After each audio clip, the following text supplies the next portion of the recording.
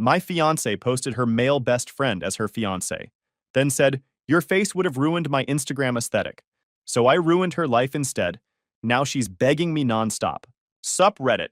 So my fiance announced her engagement on Instagram. Problem was, it wasn't to me. I, 29 male, met my fiance Elena, 28 female, at a coffee shop 3 years ago. She was complaining about her nursing job and how it was killing her creative soul. I listened while she talked about becoming a lifestyle influencer. 2 months later, she quit to focus on her brand full-time. I said I'd support her temporarily. That was my first mistake.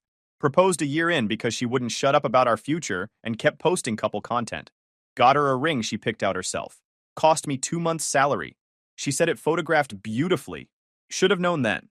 The arrangement was simple. I'd cover rent and bills while she built her following. She'd handle the apartment and we'd be a team. My version of the deal was working 60-hour weeks in supply chain management. Her version was taking photos of succulents. I'd been crushing my quarterly targets for the past year. My boss kept mentioning expansion opportunities. Regional director role was on the table. I was focused, driven, building something real while she built fantasies. Julian showed up 6 months ago as her new photographer. She said he was her platonic best friend and understood her vision better than anyone. Red flag the size of a billboard. I filed it away. Found out I'd been replaced at 2 a.m. on a Tuesday. Couldn't sleep. Quarterly reports due in 6 hours. Opened Instagram like an idiot. Then I saw it. Elena's latest post from the annual white party. The exclusive event I'd driven her to last Saturday. The photo was perfect. Golden hour lighting. Her white silk dress. Julian standing next to her in matching white linen, arm around her waist. Both staring off into the distance like they'd discovered enlightenment instead of posing against a branded wall. The caption made my blood cold. Found my person. Forever grateful for this journey. It Julian creates. 3,000 likes. 200 comments. All congratulating them. My fiancé and her platonic best friend photographer. Except I was her fiancé, not Julian. I sat there reading comments from people I knew. Her friends. Our friends. People who'd eaten at our table. People who'd been at our engagement party. Not one person mentioned me. I scrolled back through her feed. Watched myself disappear in real time. Photos from 6 months ago had me cropped out. 3 months ago, I was replaced with props. 2 months ago, I was completely gone. One post from April showed us at a restaurant. The version on her feed showed her table, her food, her aesthetic latte. I was there that day. Paid the check, took the photo, edited out completely. Another from May was a beach sunset, her silhouette against the water. I'd been standing right next to her when Julian took that shot. He'd asked me to step aside for better composition. Made sense at the time. Looking at it now, I was being systematically removed. June had a carousel of her morning routine. Coffee, yoga, journaling. The apartment visible in every shot. My apartment. My furniture. My coffee maker she was posing with. No mention of who paid for any of it. She'd been erasing me systematically. Testing the aesthetic without me. Creating a story where I never existed. Checked Julian's Instagram. Same photo, same caption, different angle. She said yes. Building our forever. At Elena Willow. Building our forever. In my apartment. With my money. On my credit card. My phone buzzed. Elena, you awake? Me. Yeah. Saw your post. Congrats on the engagement. 3 dots appeared. Disappeared. Appeared again. Elena. OMG babe, it's not what it looks like. Me. Really? Because it looks like you posted engagement photos with your photographer. Elena. It's just for content. The aesthetic was perfect. Julian and I did a photo shoot, and the engagement angle gets better engagement metrics. He's my best friend, you know that. Me. You're wearing my ring. Elena, I'm still wearing your ring. This is just Instagram. It's not real life. Julian is literally just my best friend. My platonic best friend. You know how this works? Me. I know you erased me from your feed. I know 3,000 people think you're engaged to Julian. Elena, babe, you're being dramatic. It's social media. It doesn't mean anything. Julian is my best friend. That's it. I love you. You're my actual fiancé. Julian is just for the aesthetic. Me. When were you planning to tell your followers your aesthetic fiancé is fake? 3 dots. 5 minutes of dots. Elena. Why would I do that? It ruins the narrative.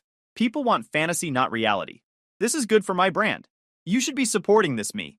I should be supporting you pretending to be engaged to another man. Elena. Yes, because you understand the industry. And honestly, your face would have ruined my aesthetic anyway. Julian photographs better. I screenshot everything. created a folder labeled Receipts. Then I opened my banking app. Our shared credit card was in my name. Elena had authorized user access.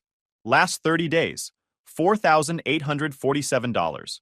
Aesthetic cafes, brand clothing, hair before the party, the white silk dress, spray tan, manicure, Julian's new camera lens she'd bought him, building her fake relationship on my dime. I froze her card, reported it lost, requested a new one sent to my office only, changed the Wi-Fi password, changed all streaming passwords, changed the cloud storage password where she kept all her content files. 3 a.m. had to work in 4 hours, but I was wide awake. Pulled up our lease, my name only. Never added her because landlord required proof of income. Pulled up the Audi lease, my name, my credit, my insurance, utilities, internet, phone plan, insurance, gym, all mine. Everything she used to build her brand was in my name and funded by my income. Started a spreadsheet, 3 columns, date, expense, amount, 6 months of statements, restaurants, coffee, clothing, beauty, photography equipment, ring lights, camera upgrades, software subscriptions. Total, $31,340 in 6 months. Then I sent one text. Me. Come home after your coffee date with Julian. We need to talk. I got home at 5:45 p.m., sat on the couch with my laptop open. Receipts folder ready, documentation folder ready. She showed up at 6:20 p.m., walking in like nothing happened, checking her phone. Hey, what did you want to talk about? I have a brand call at 7. Cancel it. She looked up, annoyed. I can't just cancel. This is a potential partnership. More important than explaining why you posted engagement photos with your platonic best friend Julian? Oh my God. Eye roll. Are you still on this? It's content. It's strategy. Julian is my best friend. That's it. Nothing else. Your best friend you pretended to be engaged to. It's not pretending if it's for work. You used my ring. It photographs well. You said I could choose whatever I wanted. I said you could choose your engagement ring, not your prop ring for fake content with your best friend. You're being controlling. Julian supports my vision. He gets me. Julian, who you bought a camera lens for with my money. He's not doing it for money. We have a creative connection. He's my best friend. My platonic best friend. Why can't you understand that? I pulled up my laptop, turned it toward her. Let's talk about the wedding Pinterest board. Her face went pale. You went through my Pinterest? The board you shared with me 3 months ago. Our dream wedding. 600 pins. Julian tagged in half of them. That's research. For when we get married. I'm gathering ideas. Interesting, because I found the venue deposits. Pulled up my bank statements. Turned the screen. Riverside Estate, $5,000 on my credit card. Wedding date October 14th. My signature forged on the contract. I was going to tell you. I found an amazing deal and had to lock in the date before someone grabbed it. You would have said yes anyway. You forged my signature. I didn't steal. It's our money. We're engaged. What's mine is yours. So your Instagram brand is mine too? Your followers? Your content? She uncrossed her arms. That's different. That's my career. My personal brand. But I can claim the $31,000 you spent building it in 6 months. Pulled up the spreadsheet. Turned it around. Her mouth opened. Closed. You've been tracking my spending? I've been tracking my spending. You just happen to be the one doing it. This is financial mistreatment. This is toxic. What's toxic is funding fake engagement photos with your best friend while telling me my face ruins your aesthetic. I didn't mean it like that. What context makes that acceptable? She was scrambling. I just meant for Instagram. Julian has more of an editorial look. You're handsome, but in a normal way, not a content way. Normal, not content-worthy. See, you're twisting my words. Julian understands. He's my best friend, and he gets what I'm trying to build. So build it somewhere else. Pack your equipment. You've got until the end of the month. Her face changed. Wait, what? You heard me. 30 days. Then you're gone. You can't kick me out. I live here. No, you stay here. Big difference. Check the lease. She grabbed her phone. Started typing fast. Probably texting Julian. Don't bother. He's not coming over. You want to have this conversation? We're having it now. I'm calling him for support. You're being unreasonable. I'm being unreasonable? You posted fake engagement photos with another man. You told me my face ruins your aesthetic. You forged my signature on a venue contract. But I'm unreasonable for wanting you out of my apartment. Door knocked. She jumped. Who's that? Julian. I texted him. For moral support. She opened the door. Julian walked in wearing an oversized cardigan and linen pants that dragged on the ground. Looked at me with this weird mix of concern and superiority. Mark, hey man, Elena said you were upset about the photo shoot. The fake engagement photo shoot where you both pretended to be engaged while she's actually engaged to me. He sat down on my couch without being invited. I can see how that might feel confusing, but art requires sacrifice. Sometimes we put ego aside for the work. Ego. Elena and I are creating something special. A narrative. We're best friends building a brand story. It transcends traditional relationship boundaries. You're pretending to be engaged. We're embodying a vision. There's a difference. Elena jumped in. No one thinks we're actually engaged. Everyone knows it's content.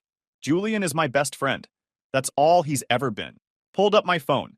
Showed her the comments. Your Aunt Carol congratulated you. Your nursing friend asked when the wedding is.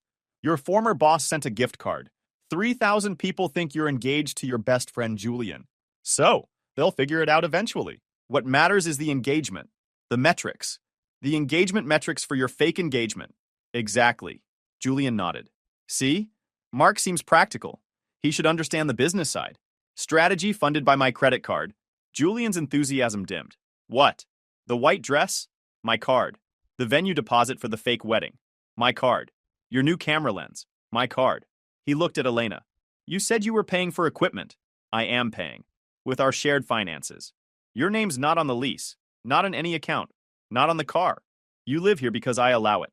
Her face hardened. Allow it? I'm your fiancé. This is my home. No. This is my apartment. You're a guest. Julian stood. Maybe we should let Mark cool down. Great idea. Both of you. Leave.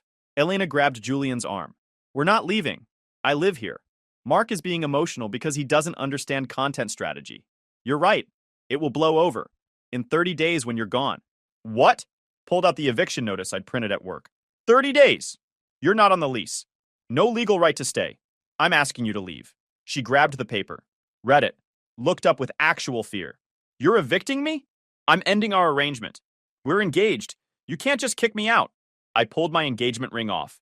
Set it on the coffee table. Not anymore. And I'll take that back. I held out my hand. She stared at it. Then at me. Slowly pulled the ring off her finger. The one that photographed beautifully. 2 months of my salary sitting in my palm. Silence. Elena stared at the ring. You're breaking up with me? You broke up with me when you posted engagement photos with Julian. I'm making it official. But I didn't actually get engaged to him. It was for content. He's my best friend. You're breaking up with me over content? Yeah. Whatever you want to call it. We have a future. I want to marry you. The Julian thing is just work. Just photos. He's literally just my platonic best friend. Then post the truth. Tell your 3,000 followers you're not engaged to your best friend Julian. Tell them you're engaged to me. Show my face. She looked at Julian. Back at me. I can't do that. Why not? Because it ruins the narrative. Julian and I have momentum. The aesthetic is working. Then the aesthetic is more important than us. That's not fair. You're making me choose between my career and you. No, you already chose. I'm accepting it. Julian tried to intervene. Mark, man, Elena loves you. She talks about you all the time. This is just professional. What we had, past tense, grabbed my keys. Guest bedroom for 30 days, not the master. After that, gone. Julian, you need to leave now. Julian looked at Elena. He stood slowly. This is harsh, man. What's harsh is pretending to be engaged to someone else's fiancé. Now leave. He walked to the door. Stopped. Turned back. Elena needs support right now. You're abandoning her when she's vulnerable. She's vulnerable because she committed fraud. That's not my problem anymore. Elena stood there, shaking. Mark, please. I made mistakes. I got caught up. But I love you. I want to marry you. Not Julian. He's just my best friend. They left together. Julian comforting Elena. Elena looking back like I was the villain. Door closed. I sat back down. My apartment. My ring on the table. First time in 3 years I felt like myself. But I wasn't done. Not even close. 2 weeks later, I started calling vendors. Early morning before Elena woke up. Riverside Estate first. Said the word forgery, and the tone changed. They needed documentation. Mr. Mark, we understand the situation, but we'll need an official police report before we can process any refunds. This involves identity fraud. I went to the police station that afternoon. Filed a report for identity fraud. Forged signatures. Credit card misuse without authorization. The detective took my statement. Looked through all my documentation, bank statements, forged contracts, screenshots. Mr. Mark, this is solid evidence.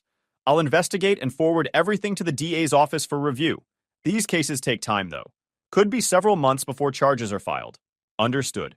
In the meantime, you can use the report number for your vendors and bank disputes.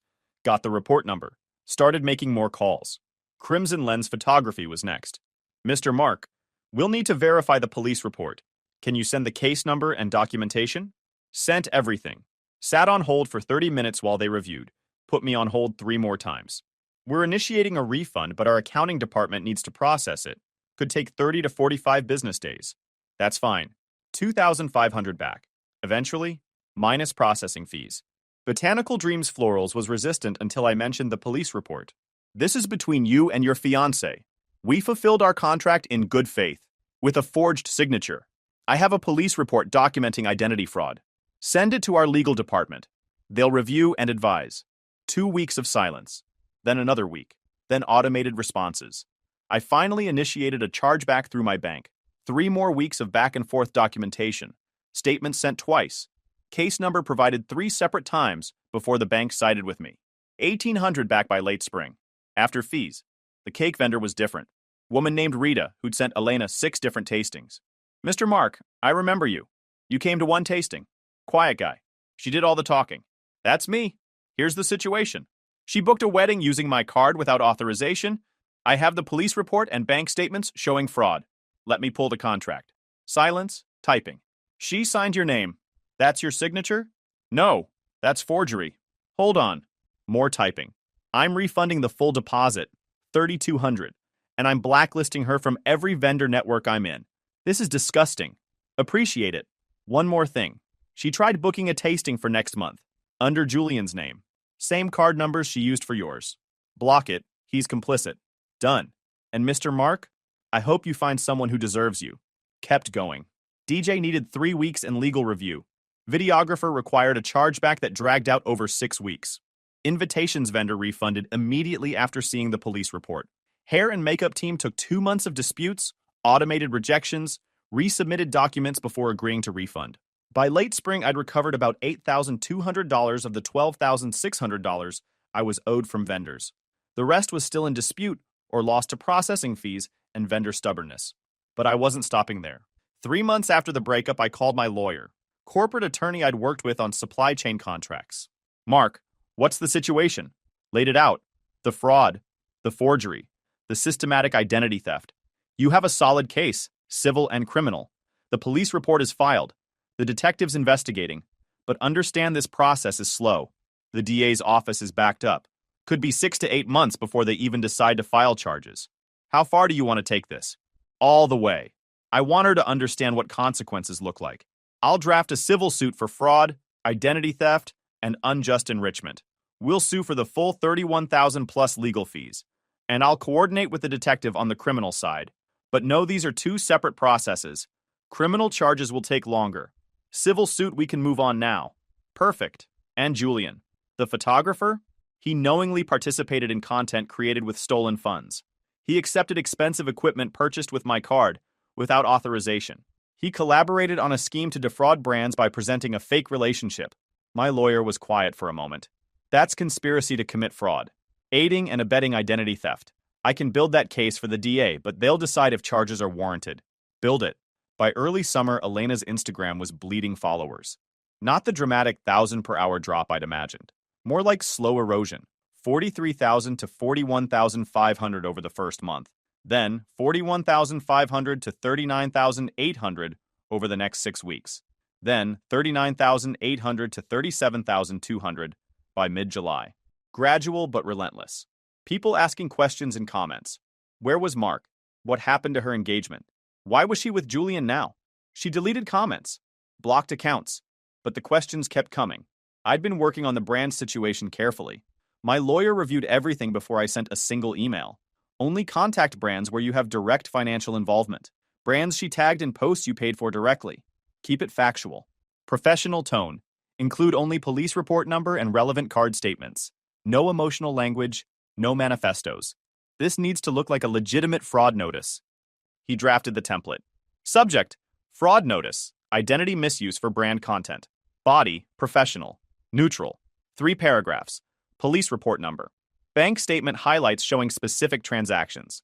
My contact info and my lawyer's contact info. Statement that this was being sent to their legal compliance department for review. Send it to their legal compliance inbox. Not marketing, not partnerships. Legal departments take this seriously. I sent exactly 9 emails. Not 17. 9 brands where my credit card statements showed direct expenses for posts they were tagged in. Products Elena had purchased on my card. Events I'd paid for that they sponsored. Collaborations funded with my money. 4 brands responded within 2 weeks asking for additional documentation. I sent it through my lawyer. Waited. 2 dropped her within 3 weeks. Quietly, no announcements. Just stopped working with her. 1 brand said their legal team was reviewing and never followed up. Probably decided it wasn't worth the risk. 2 brands never responded at all. Ignored it completely. It wasn't the instant collapse I'd imagined. It was bureaucratic. Slow. Legal departments reviewing. Compliance officers investigating. Contracts quietly not being renewed. New opportunities drying up. By early fall, Elena had lost about half her brand partnerships. Not all at once. Gradually. Deals ending without renewal. New pitches ignored. Her income bleeding out like her follower count. My lawyer called in late September with an update. Mark, the detective, finished his investigation. Forwarded everything to the DA's office. They reviewed the case. Good news, they're filing charges. Multiple counts of identity fraud and credit card fraud. Strong enough to pursue. But the arraignment won't be until late November at the earliest. The court calendar is backed up. What about Julian? They're still investigating his involvement. The equipment purchases. His knowledge of the fraud. His participation in the fake relationship content. But that investigation is separate and moving slower. Could be several more months before they decide on charges. November came. Elena's arraignment got scheduled for late November. Then pushed to mid-December. Then pushed again to January. My work stayed steady through all of this. The regional director promotion came through in October. Same opportunity my boss had been hinting about since March. Mark, you've been on fire lately. Whatever you're doing, keep doing it. This promotion was earned. 35% raise. Corner office, team of 12. Thanks. You've been incredibly focused this year. Really stepped up. Because I wasn't funding someone else's delusions anymore. Because I was building something real. The arraignment finally happened in mid-January, almost a year after I'd filed the initial police report. My lawyer called that afternoon. She took the plea. Guilty to fraud and identity theft. Restitution of $31,000. 3 years probation. 500 hours community service. Permanent criminal record. And Julian? His case is still pending, but I got word today. Detective brought him in this morning. Showed him the evidence. The equipment purchased with your stolen card. The fake engagement posts used to secure brand deals. His participation in the fraudulent wedding planning. He's cooperating fully now. Gave a detailed confession. What does that mean for Elena? It strengthens her conviction. But more importantly for Julian, it means he might get a deal. The DA's office will likely offer reduced charges for cooperation. Restitution, probation. He'll take it to avoid prison time. 2 weeks later, my lawyer confirmed it. Julian took a deal. Reduced charges for cooperation. Restitution for the equipment. 2 years probation. Community service. He's also permanently flagged in professional photography networks. Good. That's not all. Her parents called my office yesterday. They want to settle the civil suit. They're willing to pay the full amount plus legal fees to make this go away quietly. How much total? $42,000? 31 in damages, 11 in fees and interest.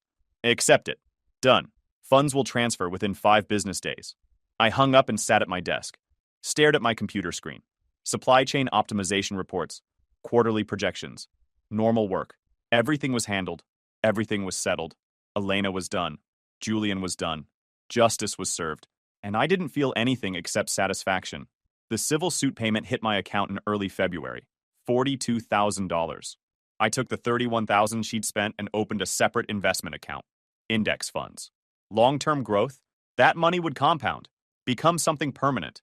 A reminder that I built real value while she chased aesthetics. The remaining $11,000 went into my savings. Padded the emergency fund. Added security. The sustainable fashion brand contract came through in March. Nothing crazy. Product shipments started arriving. Clean basics. Quality materials. Stuff I'd actually wear anyway. The shoot was downtown. Professional studio. Real crew. Actual photographers who treated me like a person instead of a prop to be cropped. Mr. Mark, we're going for authentic professional. You in your element, natural poses, no forced aesthetic, just real life captured well.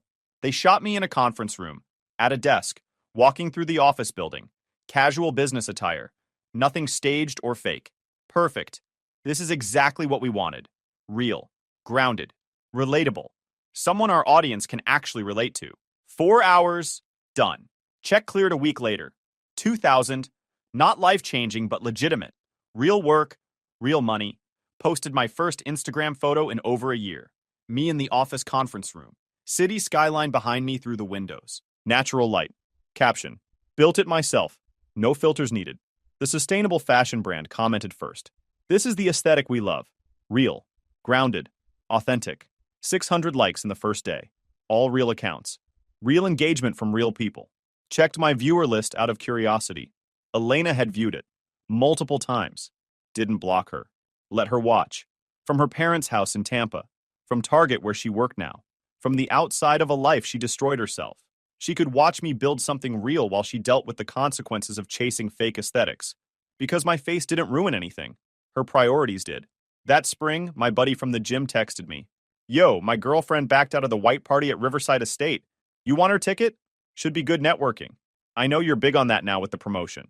I'd already bought my own ticket weeks ago. Been planning to go. But I told him sure. Yeah, I'll take it off your hands. Thanks, man. Saturday afternoon I got dressed. White linen shirt, beige chinos, clean look. Drove myself this time. Pulled up to valet at 2 p.m. Regular entrance, general admission, checked in with everyone else, walked into the party, white tents, aesthetic everywhere. Influencers performing happiness for phones. Found the espresso cart, grabbed an iced coffee. The expensive kind Elena used to like. Saw her at 2:30. Across the courtyard with Julian, both looking out of place.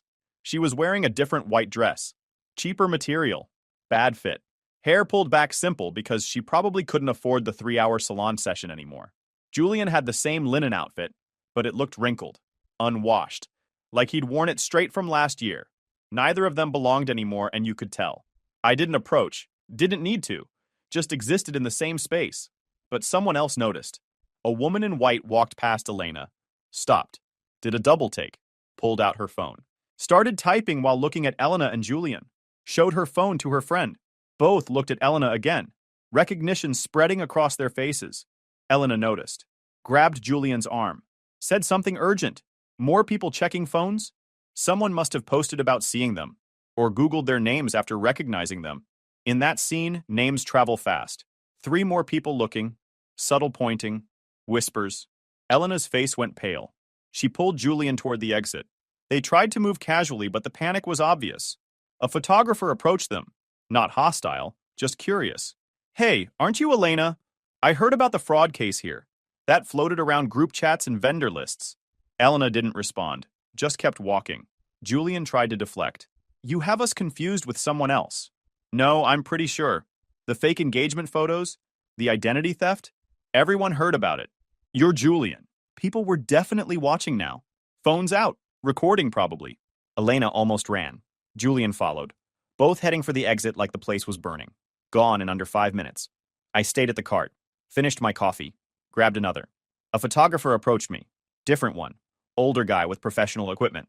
Hey, you're Mark, right? From that case? That's me. Man, I heard the whole story. She posted her photographer as her fiancé while you were funding everything. That's brutal. Something like that. For what it's worth, everyone in the photography scene knows what Julian did. Nobody will book him now. Professional ethics matter in this industry. Makes sense. He handed me his card. If you ever need professional photos, reach out. Real work. Real rates. None of that content farming garbage. I pocketed it. Stayed another 2 hours. Networked. Met vendors. Had actual conversations about supply chain logistics. About business. About real work. Got 3 more business cards from photographers who'd heard about the case and respected how I handled it professionally. One was from a woman who worked with a sustainable fashion brand. We're looking for someone stable and lawsuit-proof for a small campaign. Real professionals, not influencers. Would you be interested? I work in supply chain management. Perfect. That's exactly what we need. Someone boring and safe. It's not a huge campaign. Just product and a small fee. Maybe 2,000 for 3 posts over a month. Keep it natural. Sure, I'm in. She handed me her card. I pocketed it. Drove home at sunset. Windows down, radio on. That was it. No big confrontation. No dramatic call-out. Just her reputation crumbling naturally, while mine improved. Perfect. That fall, I was leaving my building when someone knocked on my door. Looked through the peephole. Elena. Her face was destroyed. Red. Scarred. Blotchy. Chemical peel gone horrifically wrong. I opened the door. Stood in the doorway. Didn't move. Didn't invite her in. Didn't step back. Just let the silence do the work. Mark. Thank God. What do you want? She touched her face. Self-conscious. Broken. Everything fell apart. The brands dropped me. Julian won't talk to me anymore.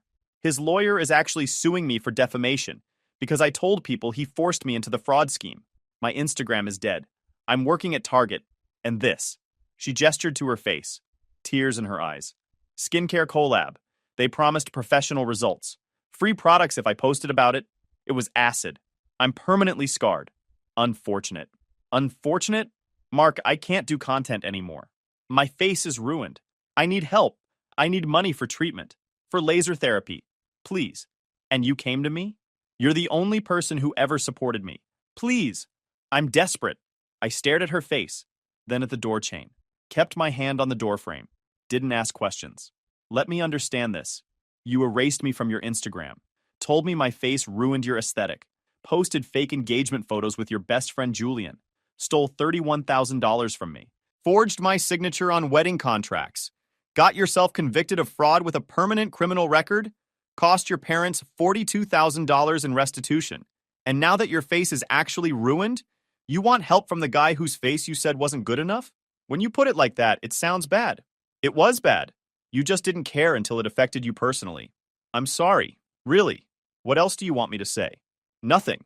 That's the difference between us. I don't want anything from you. So you won't help me? You're not dying. You're just not winning anymore. That's what you're calling suffering. Her eyes filled with tears. You're enjoying this. I'm not enjoying anything. I'm just not participating in your cycle anymore. So that's it? You're going to let me suffer. You have income. You have a roof. You have your health besides the scars. You just don't have easy money and Instagram fame anymore. That's not suffering. That's reality. That's what most people deal with every day. I can't believe you're this cold. I filed legitimate fraud charges. Let the legal system work. It took almost a year, but justice happened. I didn't destroy you. I just stopped enabling you.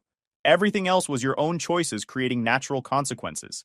Julian said the same thing, that my damaged face hurt his portfolio, that he couldn't be associated with me anymore because it damaged his brand. Some best friend. Sounds like you two deserved each other. She was crying now.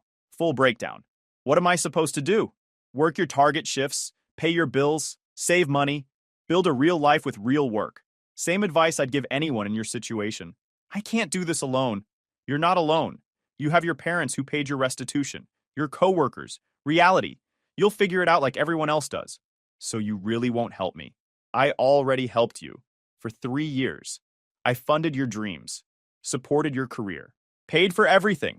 That account is closed now. Permanently. She stared at me, completely broken. Nothing left of the confident influencer who told me my face ruined her aesthetic. I hope you're happy. I'm content.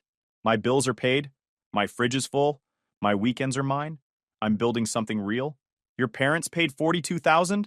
They paid for your choices. Your fraud, your consequences, not mine. She turned to leave, stopped at the door, voice broken. Was I really that bad? You told me my face would ruin your Instagram aesthetic while wearing my engagement ring, living in my apartment, spending my money, and planning a fake wedding on my credit card with your platonic best friend photographer. Then you committed multiple felonies and destroyed your own life. So yeah, you were that bad. She left without another word. I closed the door, went back to my Saturday. Meal prep, gym, normal productive weekend. The next day, Julian's mother called. Somehow got my number. Mr. Mark, I'm calling about my son Julian. He's lost everything. His career is destroyed. His reputation is gone. He's living at home with us. Nobody will book him. This has gone too far. Has it? He made mistakes, but he was just trying to help a friend. Elena manipulated him into all of this. Elena manipulated him into accepting expensive camera equipment purchased with my stolen credit card. Elena manipulated him into creating fake engagement content while knowing she was engaged to me. Elena manipulated him into participating in fraudulent wedding planning? He didn't know it was fraud. Your son is 27 years old. He knew she was engaged to me. He knew we lived together in my apartment. He knew I paid for everything. But he took the equipment anyway. He created the fake engagement post anyway. He helped build a fake relationship for brand deals. That's not manipulation. That's conscious choice. You've destroyed his future over a misunderstanding. I documented fraud, filed appropriate charges. Let the legal system work for almost a year. Your son destroyed his own future by choosing to participate in identity theft. Those are his consequences. We're willing to pay. Whatever you want. Just help clear his name with the photography community. His name was cleared when he took the plea deal and got probation instead of prison time. What you're asking for is for me to lie and say he did nothing wrong. I won't do that. He participated in fraud. That's fact. That's public record. So you're just going to let him deal with this?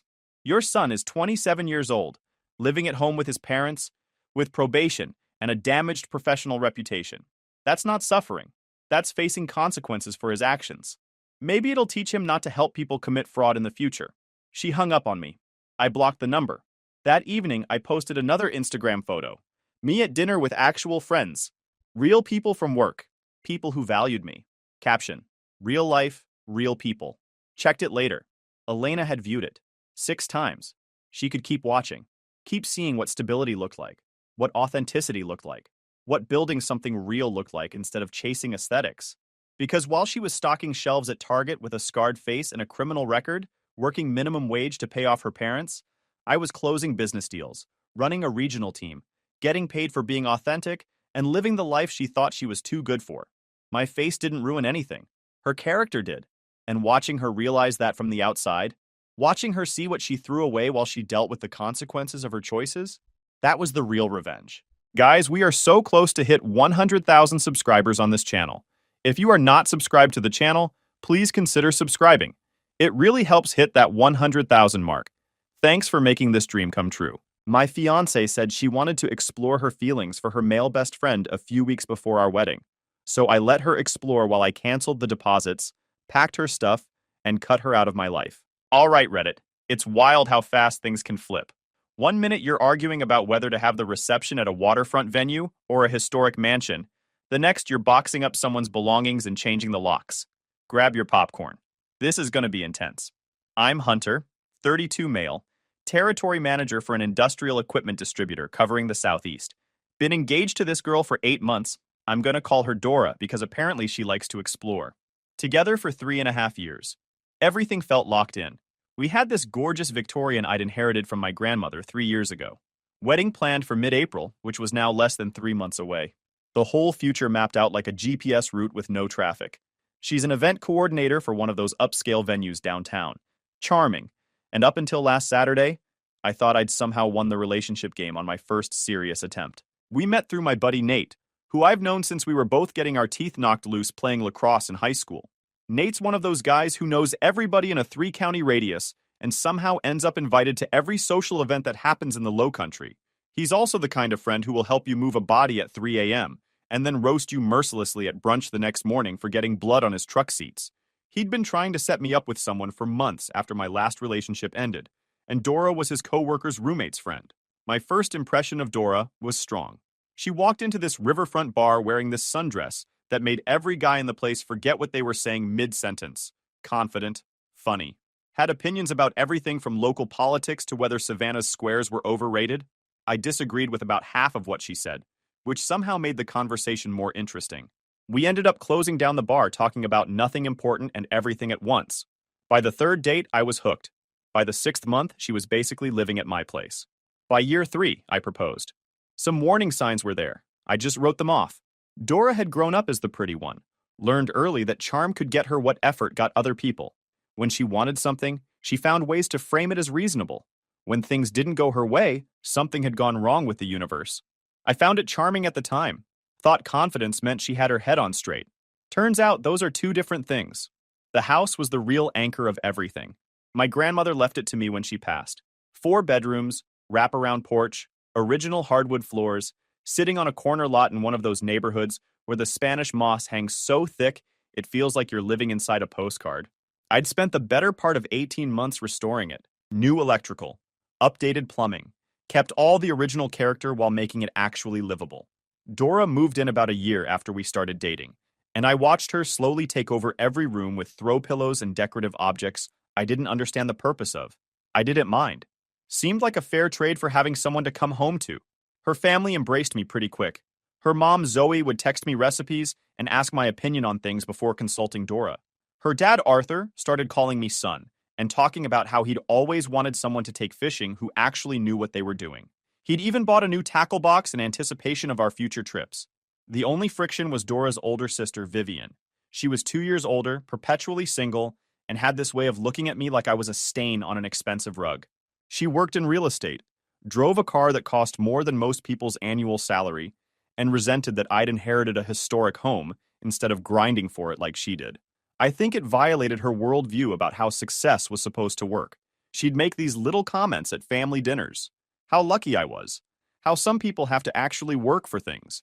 How Dora was settling by not dating someone more ambitious.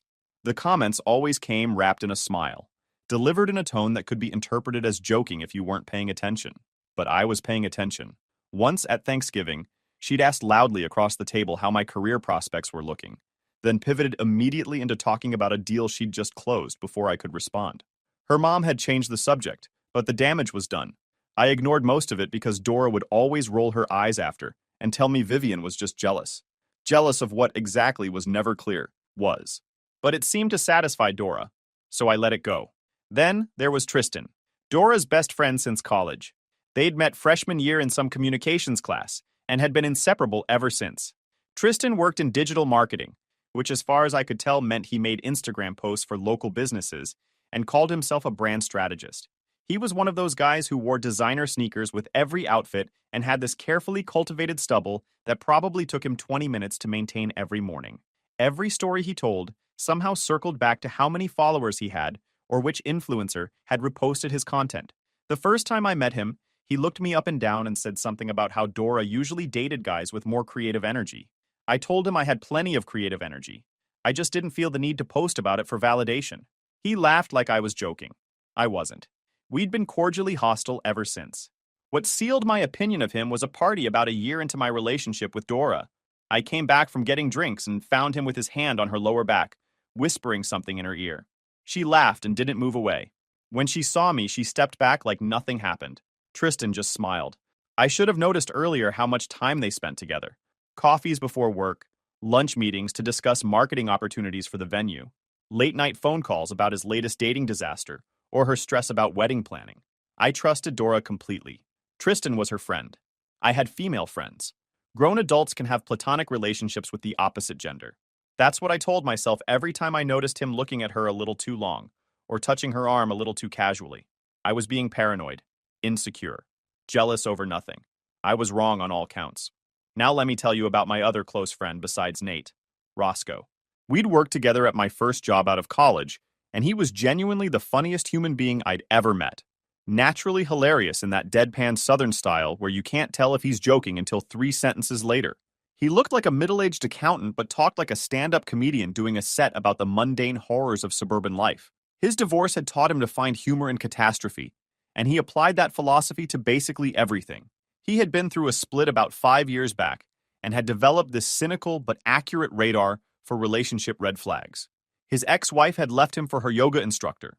He'd been quietly skeptical about Dora from the start, but never pushed it, because he could tell I was happy. The night before everything fell apart, we'd been sitting out on my porch, and he'd made some comment about how Tristan gave off the energy of a golden retriever who'd learned to use LinkedIn. I laughed it off. Shouldn't have. Saturday morning started normal. I'd been up early working on some quarterly projections for work, coffee getting cold beside my laptop. Dora came downstairs around 10 with this expression, like she was about to deliver bad news, but was annoyed about having to do it.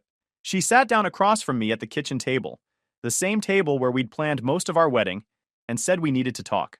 My first thought was wedding stress. The guest list had gotten out of control. Her mom kept trying to add distant relatives. The caterer had raised their prices. Normal pre-wedding chaos. I closed my laptop and gave her my full attention, expecting to talk about seating arrangements or whatever crisis had emerged overnight. Instead, she told me she thought we needed to take a break. Not a break from wedding planning. A break from us. She'd been doing a lot of thinking, and before we got married, She needed to explore something, figure out some feelings she'd been having, get clarity on what she really wanted before making a forever commitment. I asked her what she needed to explore.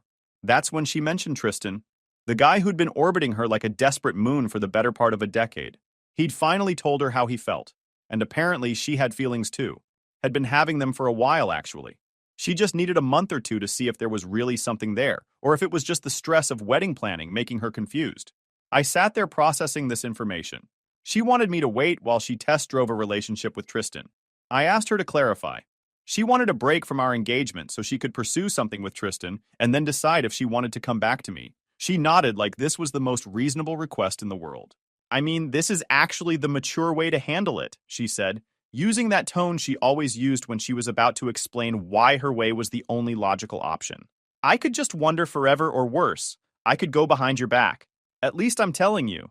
Tristan and I have this connection that I need to figure out before I walk down the aisle. Don't you want me to know for sure, instead of spending our whole marriage asking myself what if? The audacity was almost impressive.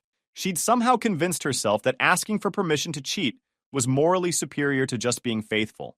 I asked her how long she had been thinking about this. She admitted it had been building for months. He understood her creative side. He supported her dreams. He made her feel seen.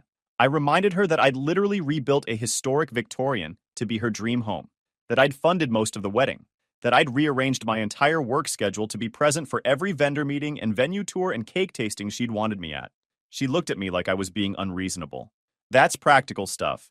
Tristan's there for me emotionally. It's not the same thing. That's when I understood what was happening. This wasn't about clarity or honesty or making sure before committing. This was about having a safety net while she explored something shiny. I was supposed to sit here in the house I owned, maintaining the life we'd built, waiting for her to decide if Tristan was an upgrade or a downgrade. And if Tristan didn't work out, she could come back to the reliable option who had a stable income and a beautiful home. I told her no. She looked genuinely shocked. No breaks, I said. We're either getting married or we're not. If you want to explore your feelings for Tristan, go ahead. But we're done. Pack your things and be out by the end of the week.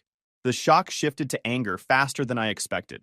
She told me I was being unreasonable, controlling. This was exactly why she needed space. I couldn't handle honest communication about her needs. I was making this all about my ego instead of caring about her emotional well-being. I walked out of the kitchen and went upstairs to my home office. Left her sitting there sputtering about how unfair I was being. I had work to do anyway. Those quarterly projections weren't going to finish themselves. She followed me upstairs about an hour later, still crying, asking what she was supposed to do now. I told her that wasn't my problem to solve. She put the engagement ring on my desk without a word and went to pack a bag. The ring sat there for 3 days before I put it in a drawer. I sold it 2 weeks later to a jeweler downtown. Got about 60% of what I paid. Still felt like a profit. Dora didn't take my ultimatum seriously at first. She assumed I was having a dramatic reaction and would calm down in a few days. She went to stay at Vivian's place Saturday night, probably expecting me to call and apologize by Sunday morning. I didn't call. Instead, I texted Nate and Roscoe and asked if they were free to help with a project. Sunday afternoon, we started boxing up Dora's belongings. Everything she'd brought into the house. Every throw pillow, decorative mirror, scented candle, and article of clothing. Nate showed up with his truck and a supply of moving boxes. Roscoe showed up with pizza and a running commentary on the aesthetic choices Dora had made. Seriously, who needs this many decorative plates? He said, wrapping a set of ceramic dishes that had been displayed on my dining room wall. You can't even eat off these. They're just plates that failed at being plates. He found a box of cards Tristan had sent Dora over the years. Birthday cards, congratulations cards, thinking of you cards, all signed with little hearts. Roscoe held one up, read it silently, and just said, "Yikes." Then into the box it went. Nate was more practical about the whole thing. He worked through each room, boxing up items and labeling them clearly. The efficiency was almost therapeutic. Dora's first real reaction came Monday morning, when I had her stuff professionally moved to a storage unit across town. She showed up at the house around noon, expecting to find everything as she'd left it. Instead, she found an empty closet, cleared bathroom shelves, and a note on the kitchen counter with the storage unit address and access code. My locksmith had already been by to change the locks. Before anyone starts, I checked what I was allowed to do. The house is only in my name, she left Saturday, and I wasn't letting her pop in whenever she felt like it. My phone lit up immediately. Not from Dora, but from Vivian. Vivian's message was exactly what I expected. How dare I throw her sister out like garbage? This was emotional abuse. Dora had every right to communicate her feelings, and I was punishing her for being honest. Did I not understand that healthy relationships require space to process complex emotions? I was going to regret this. Men like me never changed. Dora deserved better. I responded with the storage unit details, in case Dora had missed them, and suggested Vivian help her find a new living situation since she was so concerned about her sister's well-being. Then I muted the conversation. The next few days were a blur of logistics and attempted interventions. Zoe called crying, asking what happened. I explained honestly. She went quiet, then said she'd warned Dora about Tristan years ago. Arthur never called at all, but he texted me 3 words. "I'm sorry, son." That told me whose side he was on. I had to tell my own people too.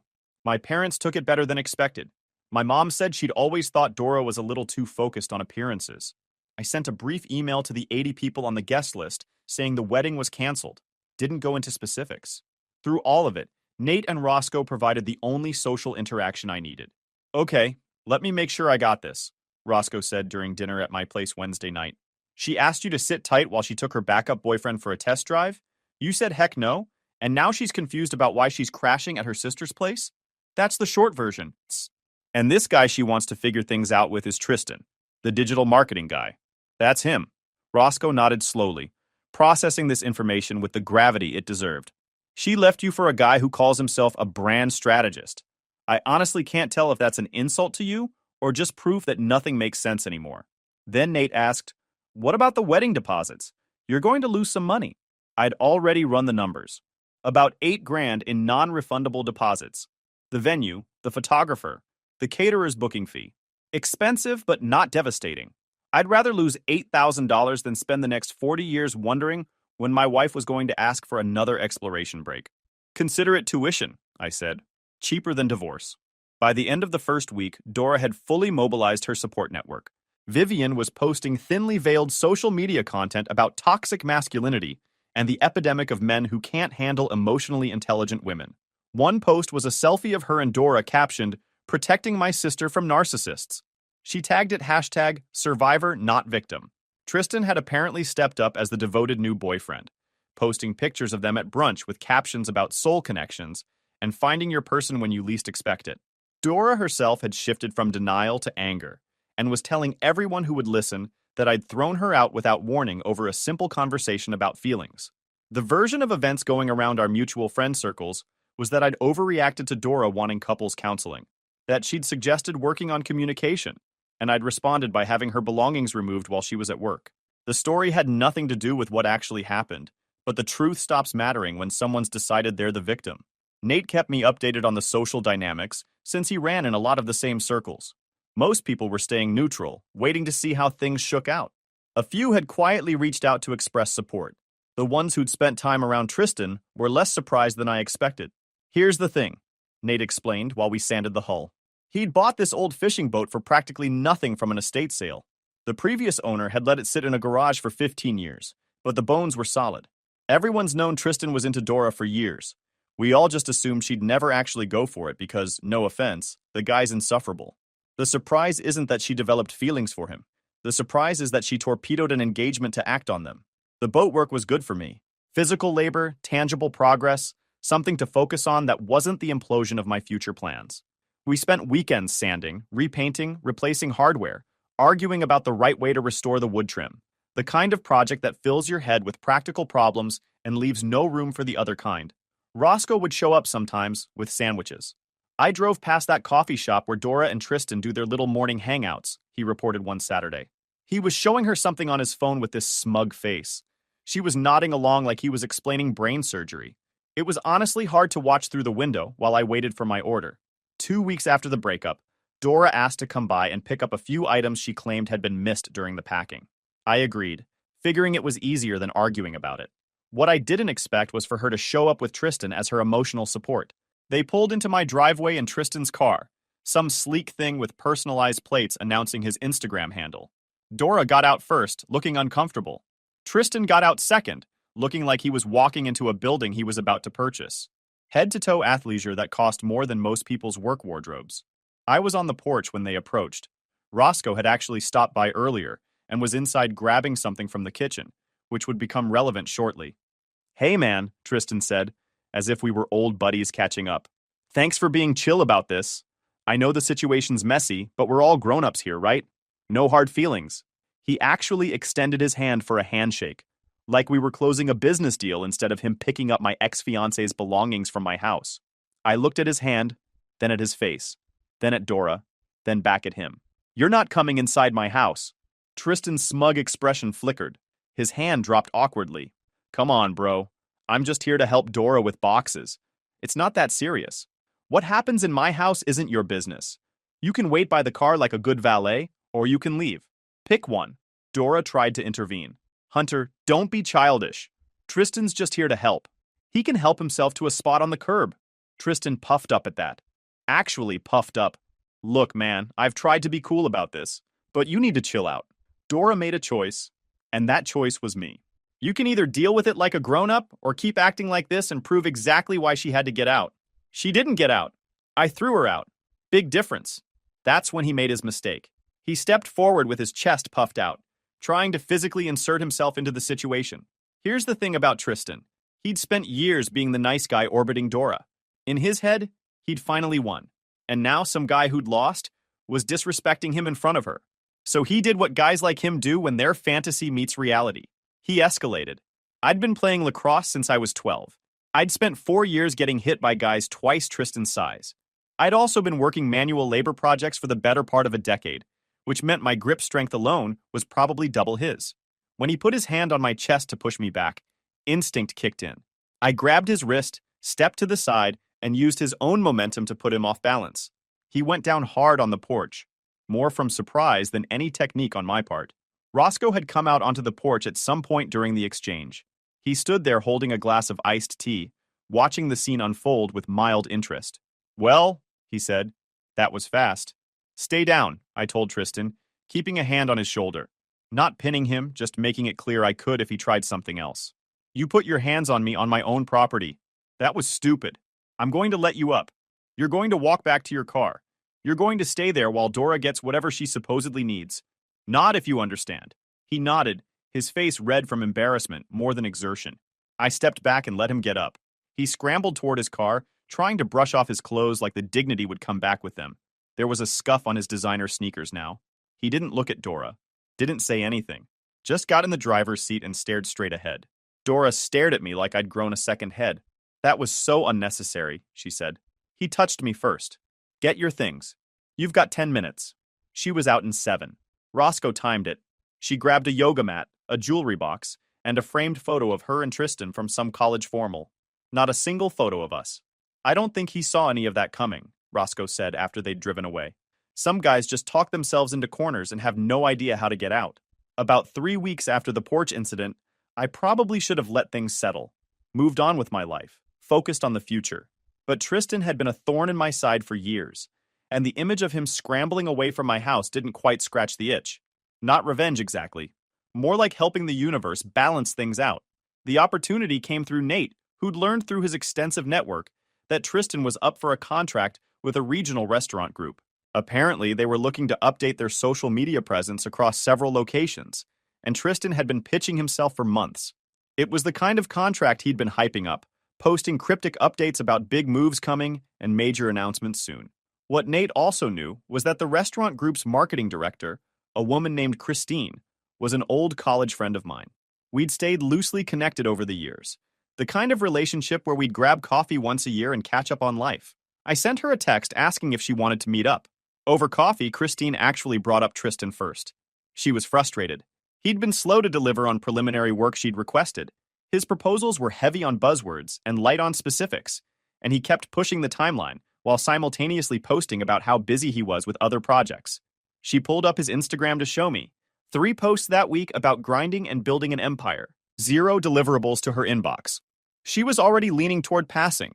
I mentioned almost as an aside that I knew Tristan through personal circumstances, that he'd recently started dating my ex-fiancée while we were still engaged. "I wasn't trying to tank anything," I said. "Just figured she should have the full context since we all ran in similar circles, and it might get awkward." Christine nodded. She said character mattered in long-term partnerships. She thanked me for the heads up. I don't know if my conversation was the deciding factor or just confirmation of doubts she already had. Probably the latter. Tristan had been shooting himself in the foot for weeks before I said anything. But 2 weeks later, his social media announced he was taking a break from client work to focus on personal growth. The comments were full of supportive emojis from people who had no idea what was actually happening. The fallout started quickly. His whole lifestyle looked expensive, and once that contract didn't happen, the big successful brand guy routine started slipping fast. He started taking on smaller clients. His posting frequency dropped, and then he started distancing himself from Dora. It happened gradually enough that I only heard about it through the grapevine. Fewer brunch posts, fewer public appearances together, more solo content about self-improvement and finding your own path. The guy who'd been posting about soul connections was now posting about the importance of focusing on yourself first. Dora, who had blown up her engagement for a man who promised emotional connection and creative partnership, was apparently now dealing with a boyfriend who was too busy trying to salvage his career to provide either. Everyone paying attention noticed the irony. Nate delivered the final piece of news about 2 months after the breakup. Tristan moved back to Atlanta, he said. Told Dora he needed to be closer to a bigger market for better opportunities. Said they could try long distance if she wanted. Let me guess, she didn't want. Nope, they're done. I took a sip of my coffee and nodded. The satisfaction was mild but real. Not because Dora was suffering, but because the fantasy she'd chosen over our life together had collapsed under its own weight, exactly like I figured it would. 3 months after Dora moved out, my life had settled into something surprisingly comfortable. Work was going well. The house felt like mine again. I'd sold most of the decorative plates at a yard sale. Roscoe helped. Nate and I had finished the boat restoration and started taking it out on the river most weekends. Something about being on the water at 6 in the morning, coffee in hand. No agenda except seeing what bites. Clears your head. The territory manager position had led to a promotion I hadn't been expecting.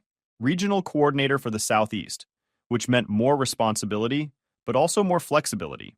I was traveling some, meeting new people, building a professional network that had nothing to do with the Savannah social scene that had consumed my life during the Dora years.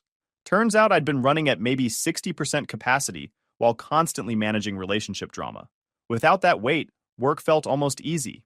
Meanwhile, Dora's situation had gotten worse in ways I only heard about secondhand. I didn't go looking for information, but Savannah's a small town, and people talk.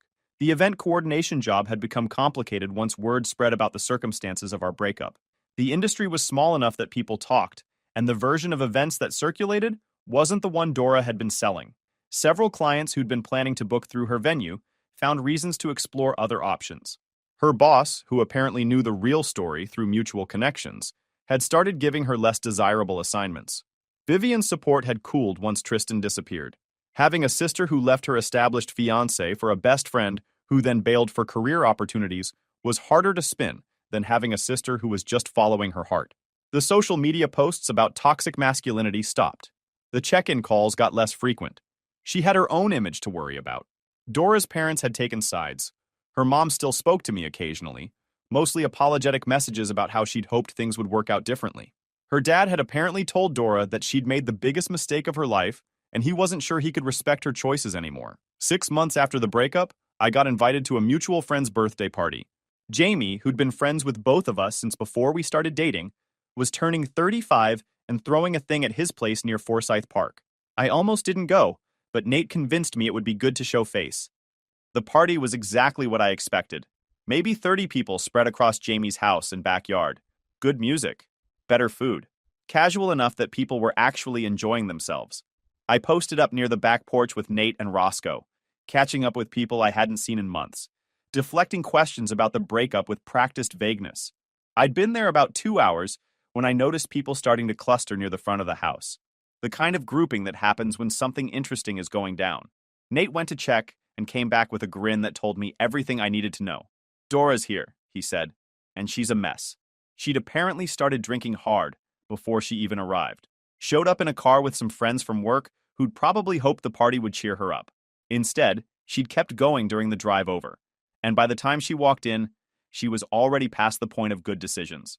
The friends were trying to manage her, but Dora had that determined energy of someone who decided tonight was the night to say everything she'd been holding back. 6 months of watching her reputation crumble, 6 months of watching me apparently doing fine. It had all built up to this. I stayed on the back porch. Roscoe stayed with me. We could hear her voice cutting through the party noise, talking too loudly about how this was such a fun party, and how good it was to see everyone and how she was doing so much better now. The confrontation I'd been hoping to avoid came about 30 minutes later. She appeared on the back porch, flanked by two friends who looked like hostage negotiators who'd lost control of the situation. Her makeup was smeared. She was holding a cup of something that was definitely not her first of the evening. Nate and Roscoe both straightened up slightly. "Hunter," she said, dragging out my name like it was an accusation. "There you are. I was wondering if you'd actually have the guts to show up." I looked at her calmly. "Hey, Dora." "Don't hey Dora me." She stepped closer, wobbling slightly. "You wrecked my life. You know that, right? You wrecked everything because you couldn't deal with me being honest about my feelings." The porch had gone quiet. People were watching now, pretending to have conversations. "You wrecked your own life," I said. "I just refused to go down with it." She laughed. "Tristan had you figured out from day one. You were always threatened by him, always jealous of what we had. That's why you couldn't just give me some space to sort things out." Speaking of Tristan, where is he? I didn't see him around. The question hit harder than I expected. Her expression crumpled for a second before she pulled it back into anger. He had to focus on his career. We're still friends. It's called being adults about a relationship, not that you'd get that. Someone near the back door snorted. The back door. A few others shifted uncomfortably. Dora didn't notice. She was too busy glaring at me. Roscoe muttered something under his breath that I couldn't quite catch, but it made Nate almost spit out his drink. "Dora," I said, keeping my voice level. "You asked me to wait around while you tried things out with another guy?" I said no. That's the whole story. Everything after that was because of your choices, not mine. My choices were about being authentic, about honoring what I was actually feeling. You just wanted to control me. I wanted to marry someone who was sure about me. You weren't. So I got out of your way, so you could be with the guy you were sure about. How'd that pan out? She opened her mouth to respond, but something stopped her. Maybe the faces of the people watching. Maybe the realization that she was having this conversation loudly at a party while barely able to stand. "You think you're so much better than everyone," she finally said, her voice cracking. "You think because you've got your grandmother's house and your boring job and your boring life that you've won something. But you haven't won. You're going to end up alone because you can't handle a woman with real feelings." I stood up from where I'd been leaning against the porch railing. "I'm going to head out," I said to Nate and Roscoe. "Fun evening, though." I walked past Dora toward the side gate that led to the street. She grabbed my arm. I stopped, looked at her hand, then at her face. She let go. Behind me, I heard her friends trying to manage her, heard her voice rising as she realized I was leaving without taking the bait. "Don't walk away from me, Hunter. This isn't over. You owe me an explanation for blowing up everything we had." I stopped at the gate and turned back one last time. "We didn't have anything, Dora. I built a life, and you crashed in it until you decided you deserved better. Turns out better wasn't on the table. That's not my problem." I walked out. Nate texted me afterward. Dora had continued her meltdown for another hour after I left. Apparently, she'd cornered Jamie to complain about how unfair it was that he'd invited both of us. Jamie had told her he'd invited 30 people and wasn't going to plan his guest list around her relationship drama, which hadn't gone over well. Then she'd gotten into some kind of argument with another guest. The details were fuzzy, but it escalated until someone asked her to leave. Her friends managed to get her outside, but not before she'd gotten sick in Jamie's front yard. The story made the rounds through our social circles over the next few days. Dora, who'd spent months trying to control what people thought about our breakup, had given everyone a way more memorable story to tell instead. The last I heard, she was looking at jobs in Charleston. New city, new people. I wished her well. I hoped she found whatever she was looking for. As for Tristan, I heard he'd pivoted to some crypto thing. Blockchain consulting or whatever. One of those rebrands that sounds impressive until you realize it just means the last thing didn't work out. The boat Nate and I restored sold for a nice profit, and we started on a second one. Roscoe got promoted at his job and used the excuse to throw a small party at my place. New faces started appearing in my social circles. People who'd never known Dora, who had no stake in the old drama, who just showed up.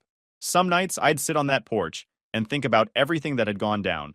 And somehow, despite all of it, I'd ended up with a better life than the one I'd been fighting to keep. Honestly, the best revenge is really just living well. Guys, we are so close to hit 100,000 subscribers on this channel. If you are not subscribed to the channel, please consider subscribing. It really helps hit that 100,000 mark. Thanks for making this dream come true.